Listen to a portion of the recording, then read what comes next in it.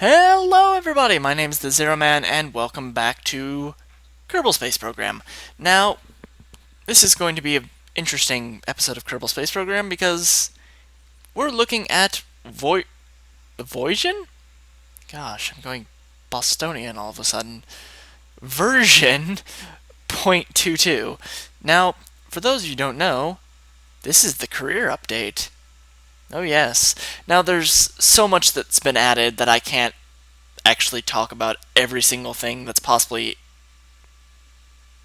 that they possibly did in one video. So if you want to know every exacting detail, a lot of it's fixes and stuff and not involving the career mode in and of itself. So if you want to go look at that, just go look at their blog. I'm just going to try and cover some of the basic things as simplest, smallest time as possible, so you can get back to playing your game. So I've actually set up a second save called Zero Space, and if you look, there's little icons now, like the sandbox has a complete rocket, and career has like you slowly go up. Ah. I've actually noticed load times seem to be a little bit better, but immediately, if you look at this, you notice a massive, literally quite massive difference. That little building that was down there that had no purpose, yeah, this is now a massive research and development wing.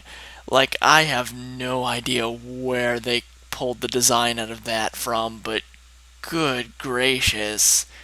Like, that used to be a tiny little building, and good gracious, that is freaking huge. It's the single biggest section out of this entire map. Well, might as well go into it. Now, there's actually a tech tree. Yes, there's a tech tree here, interestingly enough.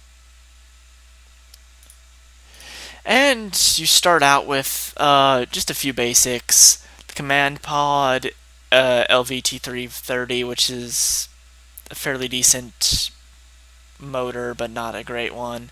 Solid booster, a small tank, a small girder, a communitron, and a parachute. So the entire goal of this is to collect science. Now, science, you can go on by these tiers, get more stuff. Like right now, I'm shooting for rover parts, so I can basically send rovers way off into the distance. But let me show you how to actually get your hands on science. Now, science is actually very interesting. At first, it's really easy to get, but as it goes on, it becomes extremely hard. Like, I've kind of hit a bit of a wall as it is right now, and excuse me if it's kind of dark. I'll try to turn the light. But as you can see, we have Jebediah Kerman here. I don't know how he's back. He actually died earlier today. He died, and I don't know how he's still alive.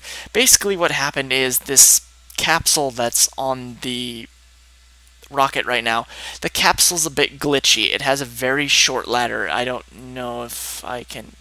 Yeah. It has like a 2-rung ladder. And for some reason, he's the only Kerbin I've seen it happen with. Jebediah will sometimes glitch out with the pod. Like, I was coming in for a landing and I was trying to get an EVA at the last second, and the pod glitched and he glitched, and they both went spiraling away from each other.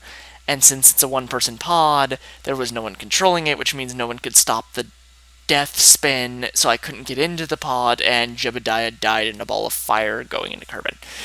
So that's a thing. So how does science work? Well, for one thing, EVA, right-click, fill out an EVA report, which you just record your observation. Now, it depends on where this is. If you're high above terrain, you record your observations. If you're in a fairly dangerous situation, which means you're kind of heading downward and you're in the upper atmosphere, it says you should probably head back to your ship. And if you're like almost in the ground, it says this will probably end badly. Which, it's very humorous, some of this stuff. So just keep data. Jebediah, board the ship. So, how does science work? Well, that's why you have to have this little communitron here. Transmit data. So all of that data that EVA report we just collected off of Jebediah got sent back to Kerbin, we get science points for it. Hooray. That simple. Now the problem being is that science runs off the diminishing returns. Basically, the more you do science of one thing, the less it's worth. So if you keep spamming science and say just lower Kerbin orbit, eventually that's not going to be worth much anymore. So just look at the materials bay. It has a nice open little area on the inside. Yeah, look, the high radiation environment caused a few of the samples to glow. It would look like it'd be fun to paint a rocket with this. Now, right now, it's a scientific value of 9.9. Now, when I originally started it, when you were just like floating kind of freely through space, it was 75. So yeah, I've actually been doing a lot with it and have pretty much kind of outstayed my welcome as far as science goes on that. So you could say, oh, well, if you run out of science to do in Kerbin and you run out of science to do in space, what do you do? Well, the thing is, you're going to have to go and start landing on planets, landing on moons, and actually doing science on them. I actually don't think I have enough. Yeah, I don't have enough to safely land with this large of a craft. But I'll try and show you.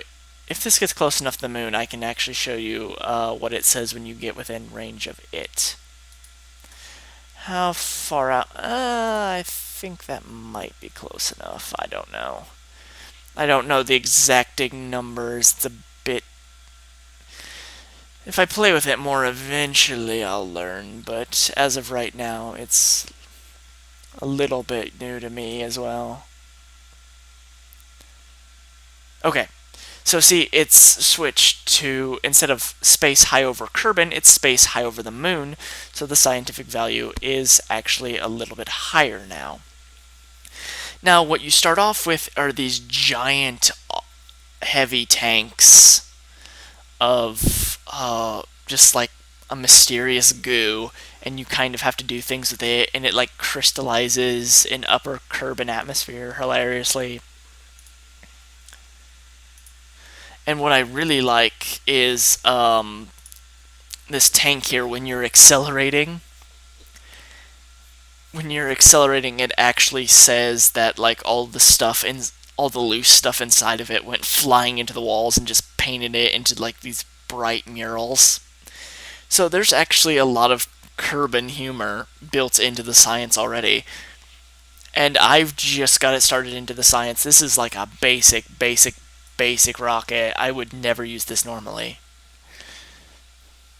But yeah, it's actually fairly simple as of thus far. It's just gather science equipment, make sure you actually have power. Power is extremely important. That's kind of why I went this way, because of batteries and photovoltaic cells. Because yes, you do get science for going to like planets and moons and coming back. You get tons of science for going past places, but you get a lot more science if you could sit there and kind of spam scientific study and then go into the bigger rockets and do flybys and stuff. So it's up to your personal preference whether you want to build like big rockets, what are up here at the top of the tech tree, which are like the Rockamax, and down here is like the probes. You have your step ladders, batteries, photovoltaic cells. These are like these smaller motors. Ladder, thermometer.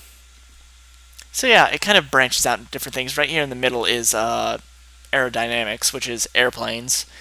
So jet engines, flight. I'm actually really interested in just seeing how that kind of turns out as far as flight, what kind of science you get from it. And I find it kind of interesting, the little reference right here in aerodynamics. breakthroughs from C7 Aerospace allow for new types of aircraft. We're looking into hiring some of their engineers.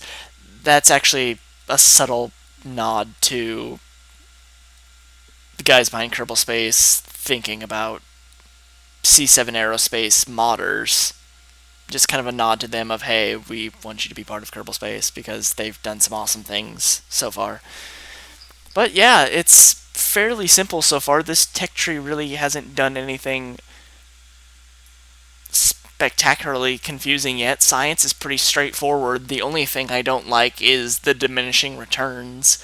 But I understand it because if you have rechargeable systems, you could sit there and just spam stuff forever and just constantly get science. But maybe this is because I suck at the game. Maybe that's why I'm whining. But anyway, that just about covers it. There are other subtleties and stuff that I haven't covered, but that's the major bulk of it anyway. I like it. I've actually been playing this a lot today, and I'm probably going to be playing it a lot and filming it alongside just normal Kerbal Space, and maybe actually interlapping and just doing it from the science perspective eventually instead of sandbox mode. I don't know. We'll consider it. Think about it. I might not. Just depends. But until next time, guys, I've been the Zero Man. And please be safe. Don't kill Jebediah like I did. Please?